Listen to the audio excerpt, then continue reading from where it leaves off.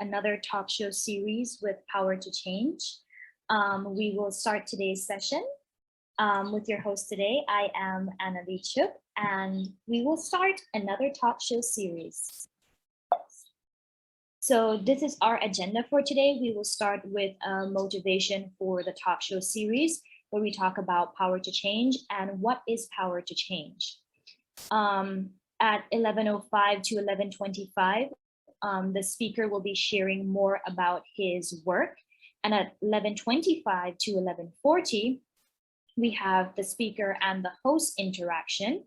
And at 11:40 a.m. to 11:55 a.m., we have a question and answer segment for anyone who wants to know more about what our speaker does and about his motivation and what motivated him to work at the institution or at the organization that he's working with at the moment.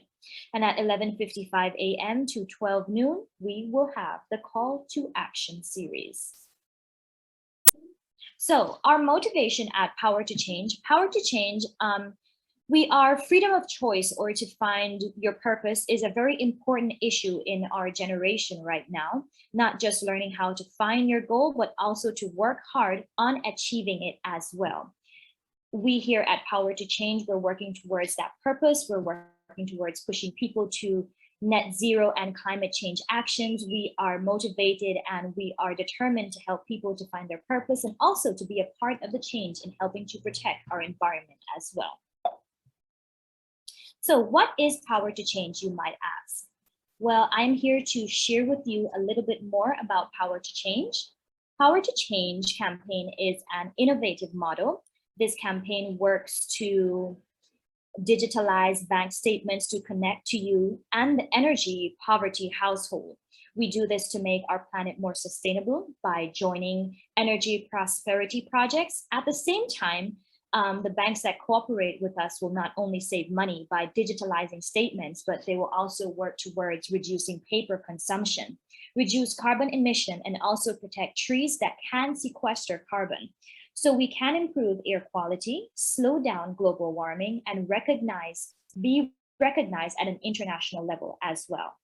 Power to Change also works to replace LED lights for the families. Aside from reducing carbon emission as well, it also consumes less expenses. It reduces financial burden to certain families, to these specific families, and at the same time allow children and family to grow up brightly and bringing hope to many more families. We do this through different educational and outreach programs by having online and in-person presentations. Just due to COVID-19 at the moment, we have switched to online presentations where we talk about Power to Change. We do this also through informational and moving booths as well. These are some past events that we have taken part. So we have teams from the north, south, east, and west of Taiwan, where we have different branches where people share more about Power to Change and what we do. These booths are set up at different events. So we have festivals, we have school booths, we have career shows, things like that is where you can see Power to Change come and talk about our motivation, our goals, and our missions and different things that we do. We also take part in a lot of environmental and cleanup campaigns. A lot of environmental and cleanup campaigns. Just recently, Taiwan hosted the Taiwan National Cleanup Campaigns, and Power to Change was a part of that in the east, south, and northern part of Taiwan, where we had students, we had invited guests, we had different NGOs, we had small clubs, we had different people from different organizations joining and taking part in these initiatives, where they talk about what they do to protecting the environment. They talk about what they do to help motivate people in order to be a part of a change and being a part of an initiative that can encourage them and actually boost them to be a better version of themselves. So Power to Change is there to be a part of any event that takes place and any events that enlighten people to be a better version of themselves.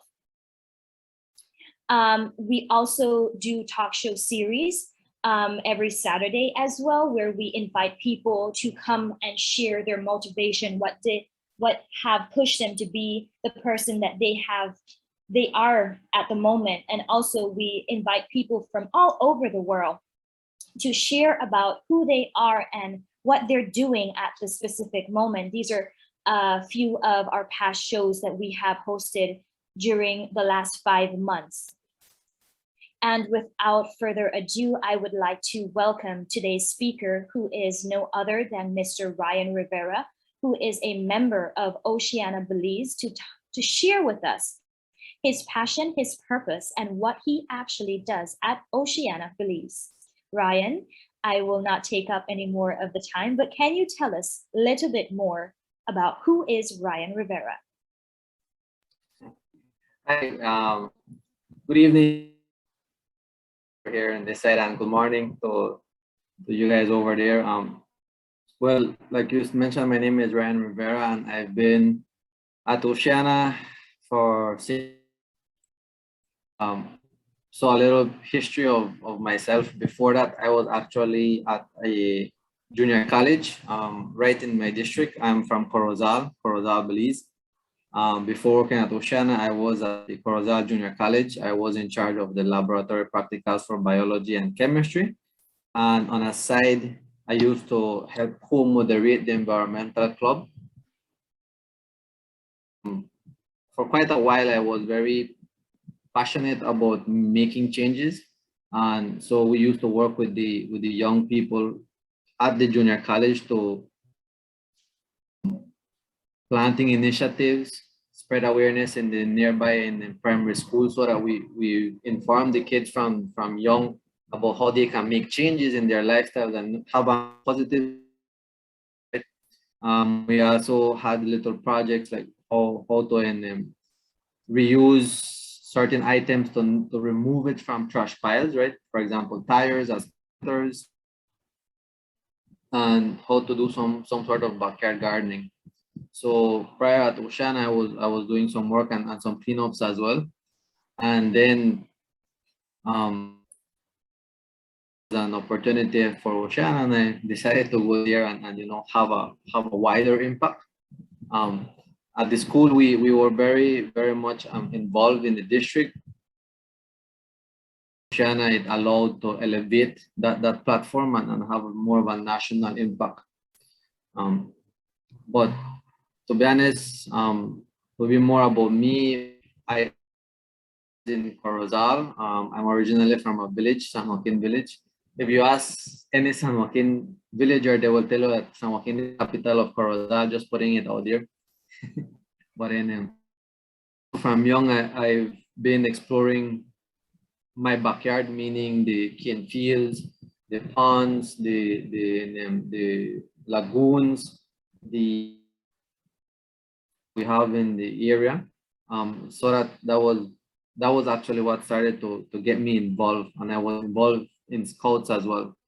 And then during my course of studies in biology, then what the reef has to offer, and that cemented that passion to protect the environment, because I saw firsthand the turtles, the giant Goliath groupers, the jellyfish, the coral. I saw, and so I know the value of what we have out there, and that cemented the need to make a difference in my perspective. And so when I started to work professionally, I started to have side project, and then eventually, well, I got the opportunity to make it a career, and I'm very grateful for that. So Ryan, tell us about Oceana, Belize, and what's the best part of working at Oceana, Belize, and share with us a little bit more of your day-to-day responsibilities. Sure. So at Oceana, Belize, we advocacy organization. That means that we have campaigns that we take to the government level to create laws that will better protect the marine resources, right?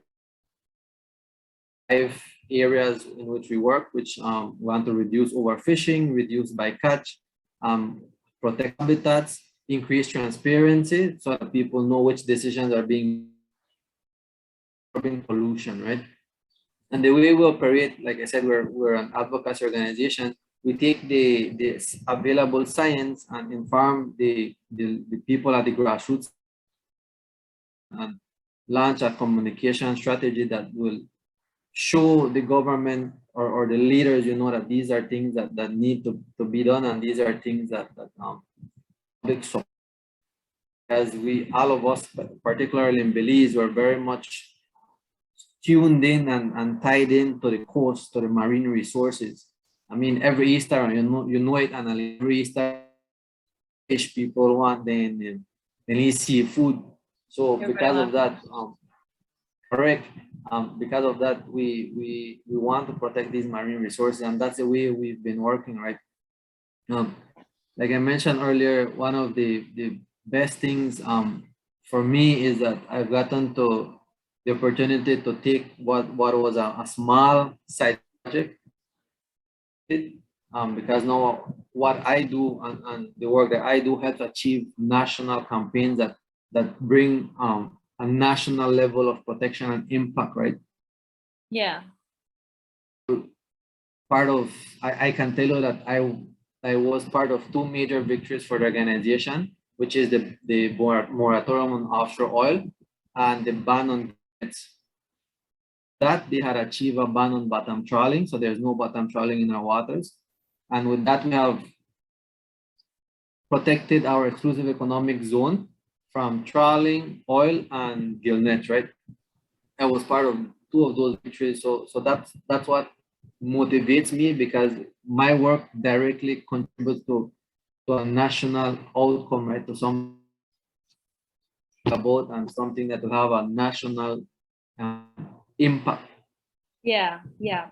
Just to add a little bit more to your statement, Ryan, we were a part of the national ban for gill nets as well, because we were working together at the same time in that former campaign. So it's actually pretty cool, because it's like we have been working together for like the last 2 years, just recently when Oceana won the ban for trawling, and then we were on the verge of fighting for stopping the ban of the use of gill nets actually in Belize. So we worked together on that last campaign. So I was there for the victory for Oceana for that one, which was pretty cool.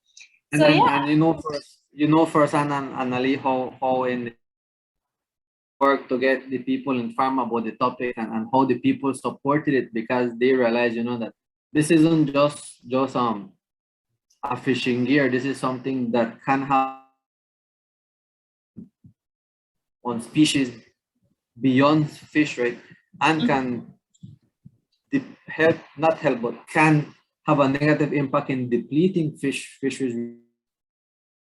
Part of the campaign also got us to work with some of the gill net fishers that saw the need to make changes, and that's something that those very same gill net fishers are people that I can go to and have a conversation with without a problem, because they understand impact was, and so they were ready to make changes, right? Not all of them, but the ones that saw the need for those things are welcome the change, because they saw how much of an impact it can have, or a negative impact it can have. Definitely. So Ryan, my next question to you would be, who or what inspired you to work at Oceana Belize? Like I said, I'll be honest,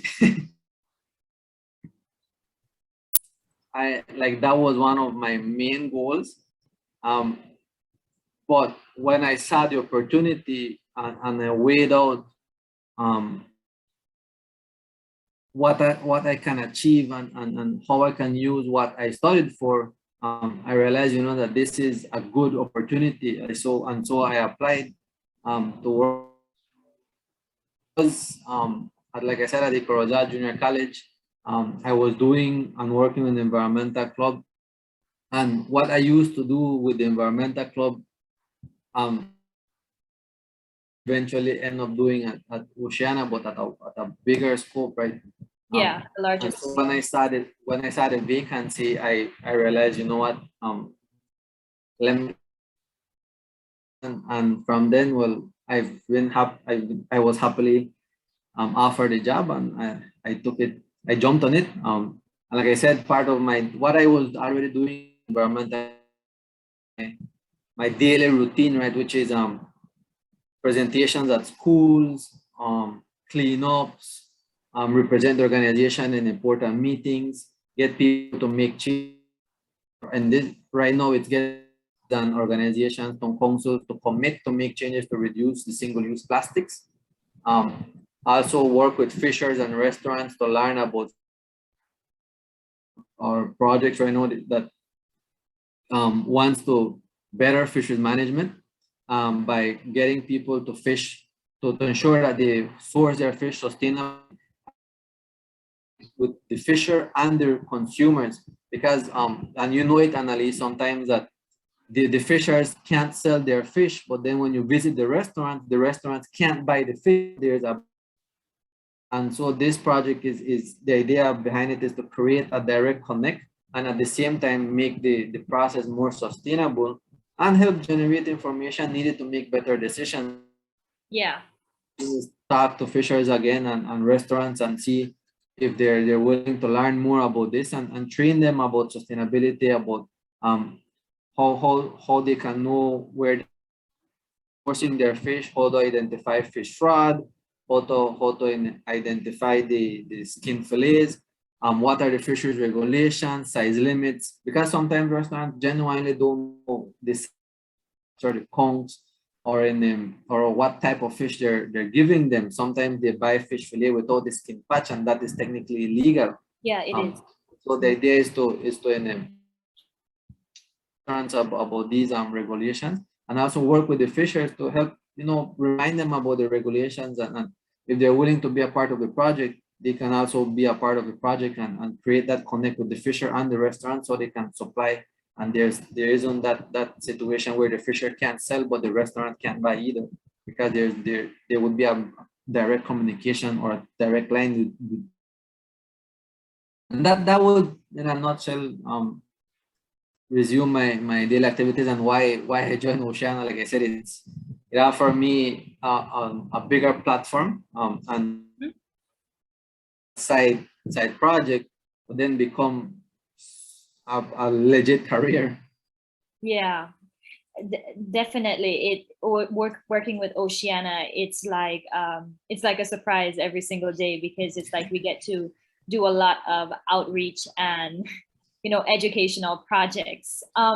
Ryan, one of the next questions I want to ask you is, what is your favorite part of seeing youths taking part at Oceana Belize?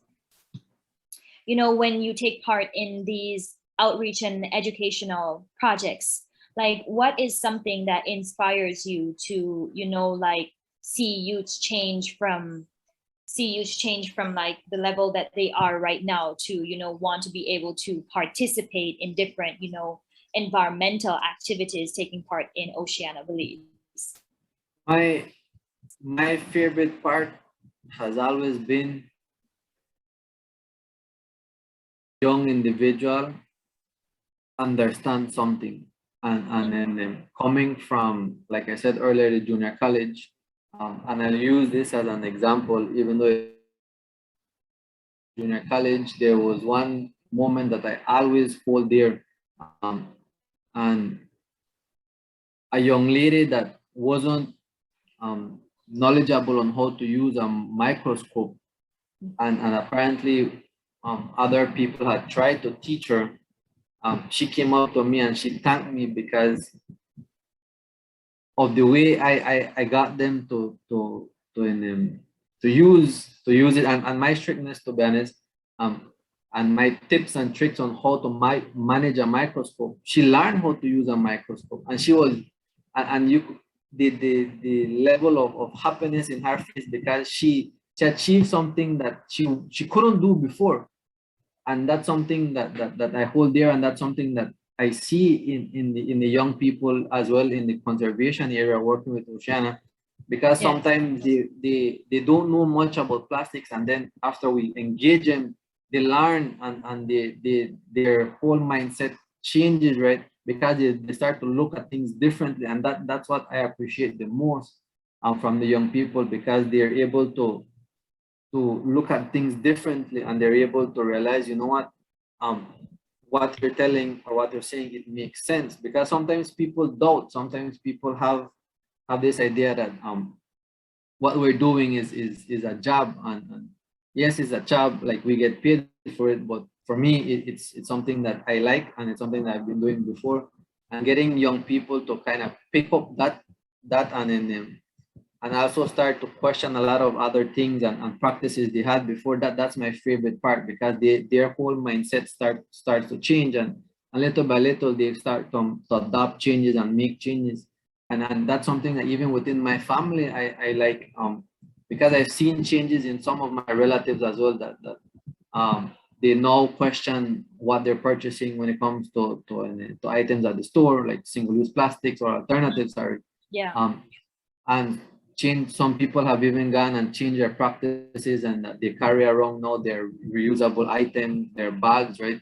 And that's because we work with them, and we tell them, why this can make a difference, why this can have or needs to have a cumulative effect, right?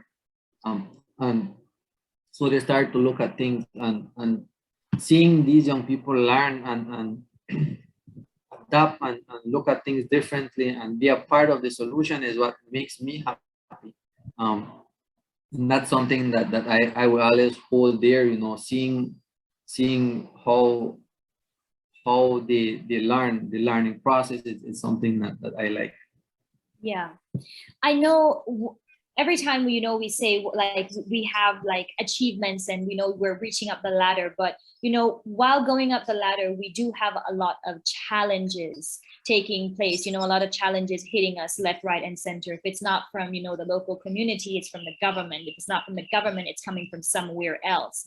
So what are some of the challenges you face when making environmental changes, especially like in the community, or like as a field? I know you're a senior field representative at Oceana, Belize now. So what are some of the main challenges you see happening in the north, south, east, and west, from the different grassroots team and on the grassroots level? What are some of the challenges you see, and can you share some of those with us? I think one of the biggest challenges right now is that as a country, we have become accustomed to convenience. And it, Annalie, when we and it's because sometimes, well, we can't have a home cooked meal because we're always on the go, so we buy fast food, and it's easy to free and have a bag and then clamshell, and because we're accustomed that we don't want to make the changes, because it becomes a bit inconvenient to be carrying around your utensils and so that is one of the things that I think is one of our biggest challenges, that we're not, as a country, we're not willing to let go of the convenience. But I can tell you that some people are starting to let go. Some businesses are being a part of the solution by changing their way. For example, a store in Orange Walk, one of the largest stores in Orange Walk district. They are holding a raffle where they're giving tickets to the customers who take their reusable bag. Customers are getting tickets for a raffle. That's at $300, I think, shopping spree. And they're being a part of the solution, and things like that genuinely make me happy. It's not just all preaching, but it's like incentives. They're actually like motivating people to take part in these changes. And that is breaking the barriers, because like I told you, people are not willing to convenience, but when we have stores like that being a part of the solution, people will make the effort to break that cycle of convenience and take their own reusable bags, right? They're making those changes as well, like offering discounts for people that take their reusable containers, or in them or other types of incentives. So while it's as a barrier, I'm happy to tell you that people beyond us, people beyond conservation, are being part of the solution, and for that I'm happy and very grateful. It's actually a really beautiful thing, because like just a couple of years ago when we were working together, we had a lot of we were facing like a lot of backslash because it's like, you know, we had certain businesses that didn't want to hear anything about, you know, taking your own tote bags or bringing your own containers so that you can like receive your food and stuff like that. I do remember as working as like a field representative, we had a lot of those things, like, you know, hitting us left, right, and center. And it's like, you know, I'm really happy to hear that, you know, different businesses are taking part, and, you know, like being a part of these initiatives, like giving alternative methods in order to, you know, like encouraging people to, you know, take part in these changes. Because it's like, you know, if we don't start doing it now, it's already affecting us, but it will soon start affecting us, like, you know, on a very larger scale. Right. Can you share a little bit more on the recent, like, phasing out, or is it the banning of single-use plastics right now in Belize? So we are still it started in 2020.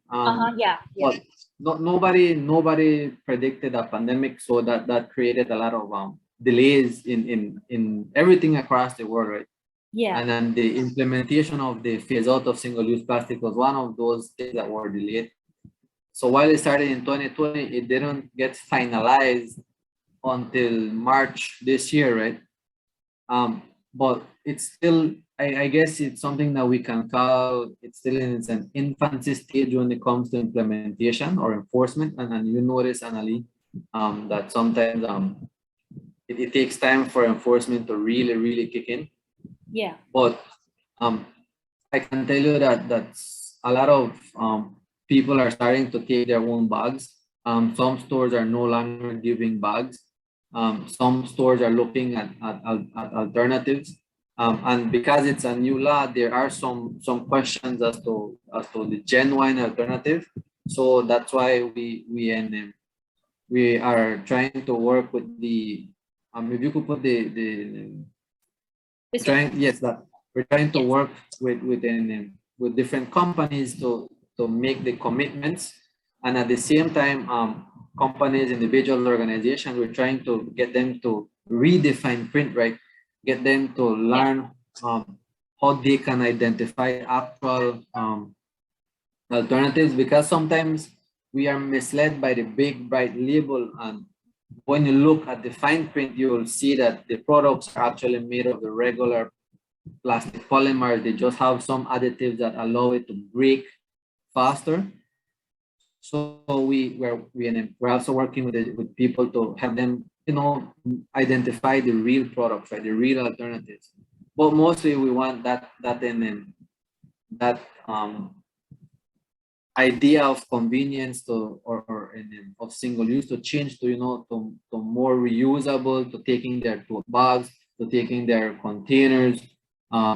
And like I said, some businesses are being a part of the solution. For example, I have a friend that sells chamoyadas, which is like shaved ice with syrup and fruit pieces and chamoy.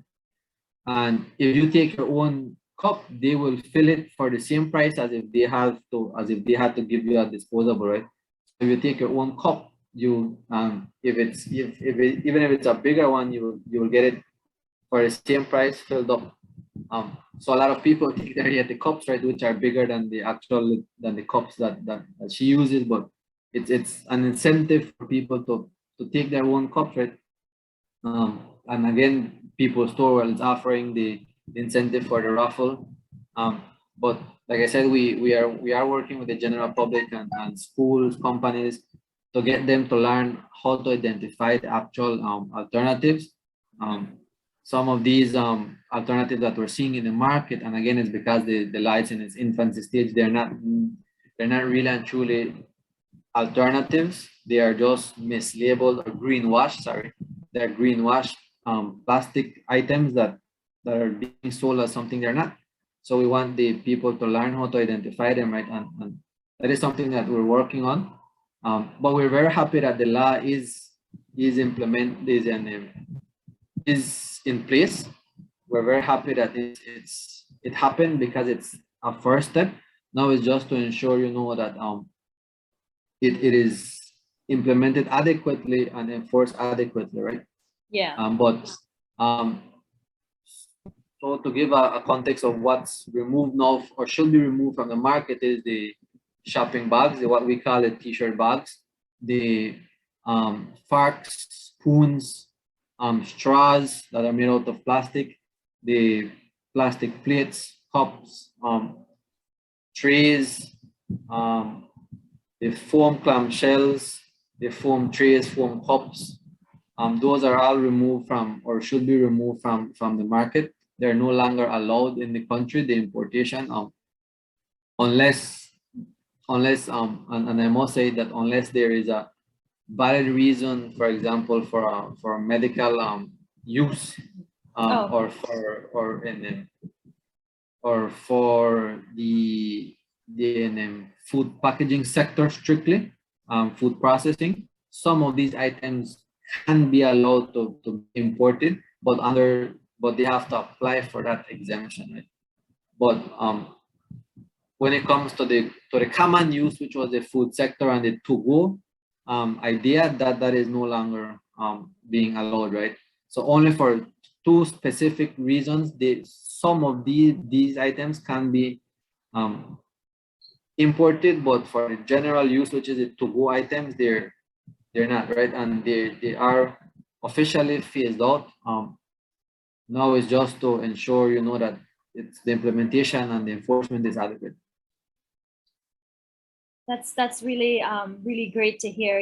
Oceana, Belize, and Belize itself is pushing towards this very big change that we have all been working very hard for in the last couple of years. So it's really great to hear the progress that we're actually seeing right now.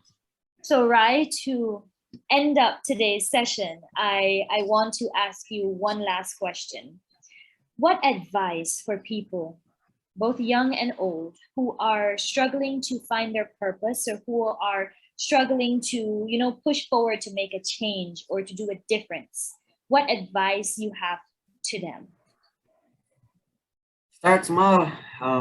My advice is start small. You'd be surprised how big cumulative small steps can be. Sometimes people want to, and it happens to me that sometimes we become overwhelmed because we want to fix things in a big scope, to fix things at like one time, right? But I've come to realize that is overwhelming, and then it's best to start small and to take small steps, because if 1,000,000 people take those small steps, it's a very big impact, right? But if only 10 people successfully take on huge steps, then it's just those and to me it's a smaller impact than if a lot of people take those small steps. So my advice is start small. Take things little by little, right? Find how you can make small changes, and that will eventually lead you to achieve more and more and more.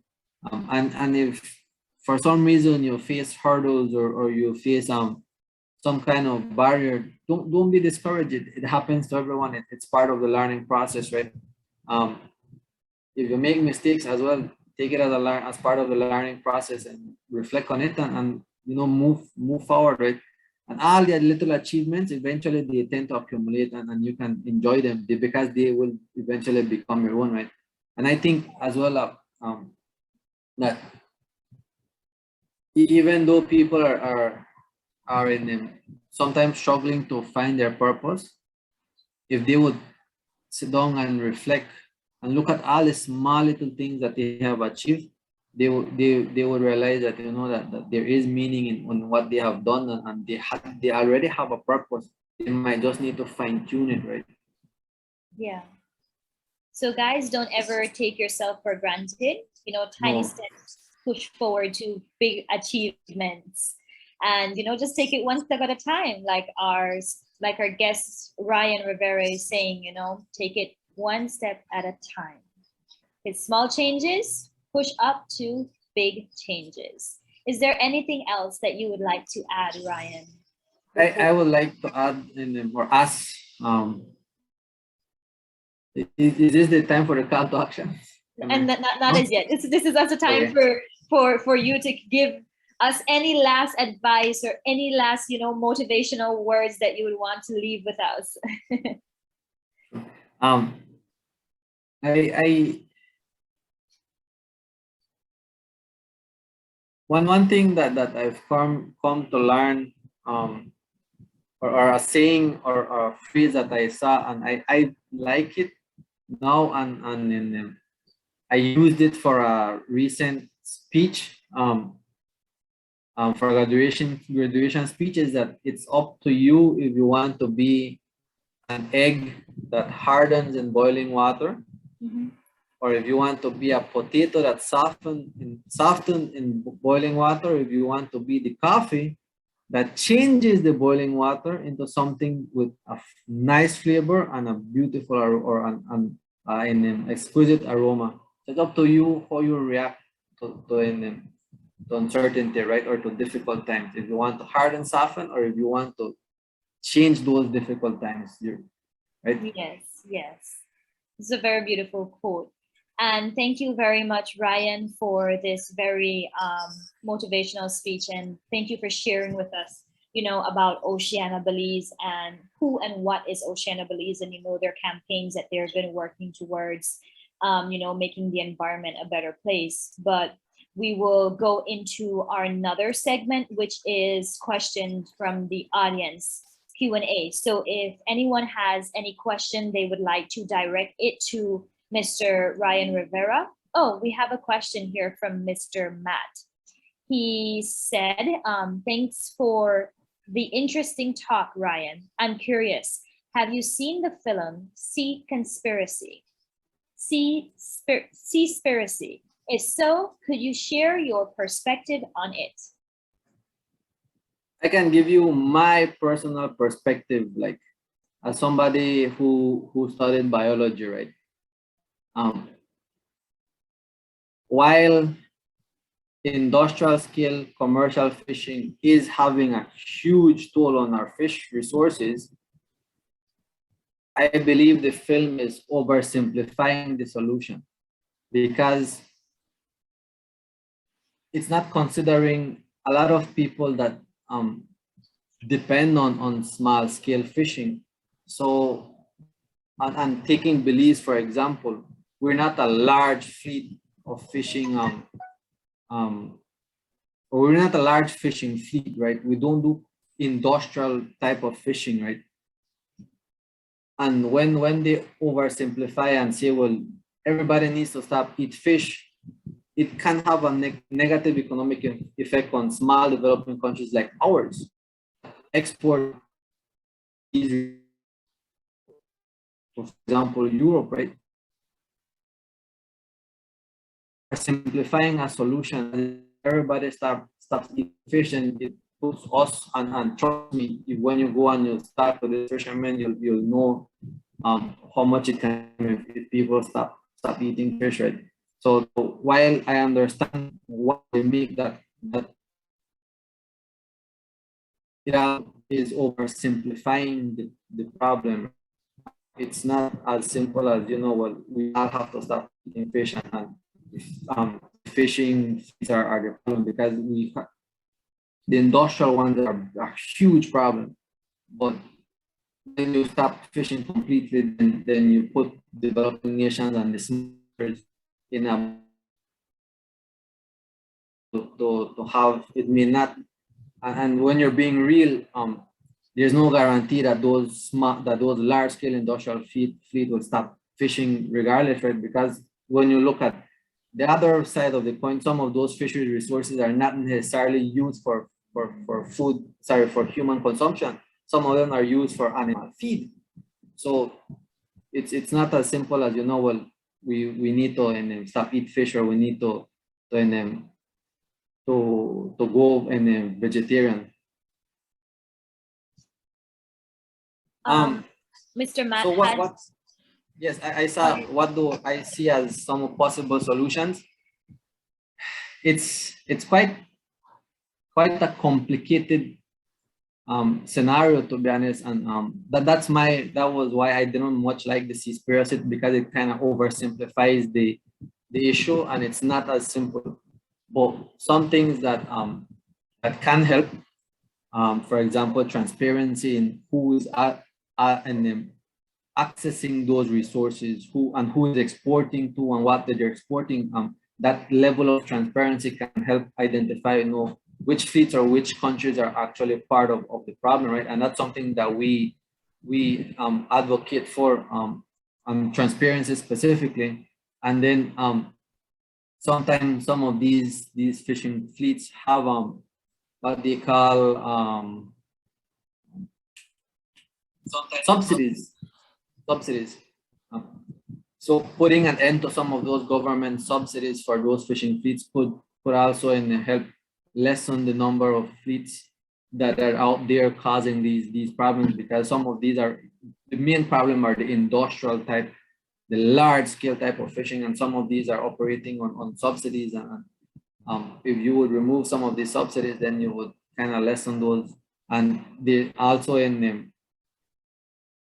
put in well, transparency still leads to knowing what's being exported and move around, because sometimes the black market is driving some of these large industrial and harmful fishing practices, right? So I think having having the world, or having more of a transparent market can have a huge impact on how we manage these resources.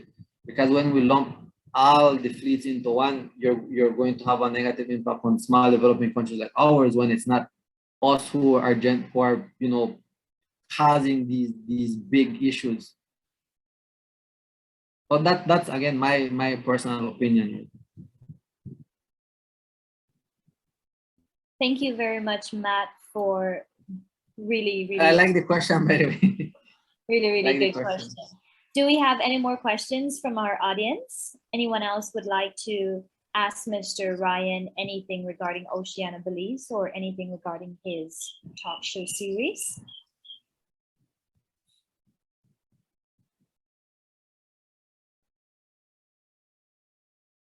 Well, I guess if we don't have any more questions, we will move into the other part of our segment today, which is the call to action, where Power to Change by DOMI is in partnership with Oceana Belize. So, Mr. Ryan, we would like to ask you for your call to action at this moment. Right now, I am very big on kicking plastics, single-use plastics. So my call to action, and I believe something that can be used beyond plastics, is people need to read. I'm guilty of that. I don't like reading much, but if we would take time and read what we're purchasing, read the fine print on what we're buying, you'd be surprised that you can have a lot of information printed there that is not right at the front or big and bold, right? And it can help change your perspective. For example, like I mentioned earlier, a lot of the items that are being offered as alternatives here, unfortunately, are not real alternatives to plastics. If we read the fine print, we know that they're made out of the same plastic polymer, so they're still plastic. And like I said, beyond plastics, whenever you're purchasing some item that you're eating, and when you read what it's made of, or what it's or how it's produced, you'll be surprised at the quantities of sugar or the quantities of things that they're putting into your body, right? So reading the fine print can go a long way. So my call to action is, let us read more and read the fine print on what we're purchasing, because that can help guide us into a better, being more sustainable and making better choices. Read the fine print, guys. Make better choices for the future. And if you would like to know more about our projects, there's one more question, Annalie. I don't know if you want to. I'm so sorry. Okay, so let's go back to the call to action. Okay, so Matt has one question. He says, love it. One more question. I'm studying about circular economies to reduce plastic in Taiwan. Have you seen anything of the sort popping up in Belize? Um, we are a very big we're a nation that imports a lot. That being said, um, what you would consider circular economy can be applicable, in my opinion, can be applicable to the country, but one of the hurdles would be that because we import a lot, it may not be immediately viable. But there is what I would consider it being done to a small scale, and it's mostly done by small scale people, small industries. For example, there's some people here in the north that make coconut oil, and so what the entire process, they husk the coconut, the shells and all that remain, then some of those shells are used to make artwork by artisans. The oil is then sold in bottles, then the bottles are recovered by some of these people and then sterilized, reused, and so a lot of the process, it's small scale, but it's sort of mimics or to me it mimics what we would want in a large scale circular economy, because what is the waste product is used by artisans for the coconut oil. The oil is sold, the bottle is recovered, and then the process is kept like that. There isn't much waste being generated because it's being used, right? And then, if not I'm mistaken, that's what we would want in a circular economy. But large scale, it wouldn't be immediately viable in the country, in my opinion, because we tend to import a lot of what we use. So I think we would have to look at it on how to start build up on it. But to a large scale, I don't see it. I do see it by small in producers, but not to the scale that I think we would want it to be. But it's something that I think it's being looked at worldwide. I believe, and I think you should know already, and if you're studying the circular economy to reduce plastics, is that at the UN level, there is talks of a possible treaty that will implement that perspective, so that manufacturers and producers, when they start package or create these items, they take into consideration minimize the waste stream, right? So that a lot of what they produce is recoverable and then reused, right? Or brought back into the circle. But in the country, I don't think I've seen it at a scale that I would like, but if I'm pretty sure we were to look at around the country at a small level then I think we could be able to find it. But yeah, and I don't think it's at the scale that I think it should be, but it's something viable, though, that we would need to start to be more of a producer country than an importer. Because as an importer, we would depend on the manufacturers outside to have to consider that. Yeah. Well, thank you so much for that question, Mr. Matt. I hope Mr. Rivera answered your question. I hope so too, and then it's a very good question, and it's something that it's a new topic for me. I'll be honest. It wasn't long that I learned about the circular economy, and then once you learn about it, you start look at how. When I learned about it, I realized that some people are operating by that perspective, not knowing that they're operating by that perspective, which is good. But it's something that we definitely need at a larger scale. Definitely. So to our audience, if you would like to know more about our projects and what we do at Power to Change, you can scan the QR code. We have both in English and in Chinese. where you can learn more about what we do here. My friend, Miss Christina, have also shared some of the links in the chat box where you can sign our petition form, where we are planning on trying to phase out the use of paper billing in Taiwan. Also, you can join our student ambassadors. Oops, I'm so sorry. You can join our student ambassador branches, which is in Japan, Thailand, and soon to be in Paraguay. We are very excited about having, different offices and different student ambassadors from these different places. And we're hoping that in the near future, we can have, possibly one in Belize as well. To our audience who would like to keep up with what we're doing at Power to Change, these are our upcoming talk show series guests. You can take a look at them and you can join us for, upcoming shows where we will have very interesting talk show series about people who are sharing about their passions and what they do. And also you can learn more about them. Also, I do believe that you can follow more about Oceana Belize at Oceana Belize, their Instagram, and Oceana Belize at their Facebook page, and Oceana Belize at their website. So it's the same for all three. You can follow them to know about their upcoming campaigns, different activities, and also about being a wave maker where you can help with their environmental campaigns as well. So they can sign up and receive our newsletter annually.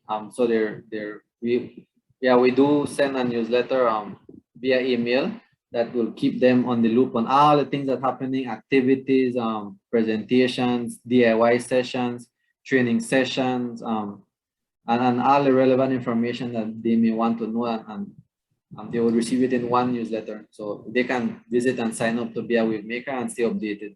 I do hope that our talk show series pops up in Oceana's newsletter this coming month, Ryan.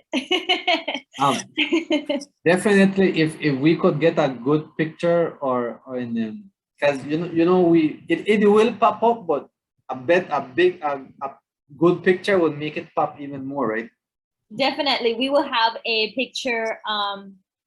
We will have a picture segment after this entire show. As one of our guests asked, can we have a link to sign up for the newsletter, or what do we need to give you? Is it still the email address? Yeah, I think you can sign up directly at oceanabelize.org. Okay. I don't have the link on me. I apologize for that. I should have had it. But you can sign up directly at oceanabelize.org. You can sign up for the newsletter. Okay, thank you very much, Ryan. Thank you very much. Yes, so this is our upcoming talk show series. If you guys would like to be a part, you can scan the QR code. We'll also be sharing this on our Facebook, our Instagram page as well. Thank you so much, and we will see you for the next talk show series. And thank you very much, Mr. Ryan Rivera, for a very interactive and a very informative conversation about Oceana Belize. It's very good to see, a fellow brother, from the Oceana Outreach Program, and also, the different things that you guys, I feel like since I left Oceana Belize, so much have been going on, and so much things have been going on, and we're really grateful for you to share, the different progresses that Oceana Belize have, gotten and have, pushed forward through different years. So I think now we would like to take a group photo. So can you all turn on your cameras so that we may take a group photo for Oceana's Facebook page and their newsletter, we're hoping. Right. Yeah, well, a good picture, and it definitely will make it for a newsletter. Okay, then I'll try my best. All right, so let's wait for a couple more seconds. Irene, Shane's iPhone, and home. So I'll be counting down. Okay, ready? 1. All right, so 5, 4, 3, 2, 1. Okay, all right then. I think that's it. Thank you. Thank you guys so much for being a part of today's talk show series. And without further ado, I hope you have a safe and a blessed day, guys. See you guys next time for the next talk show series. Bye-bye. Bye. Thank you.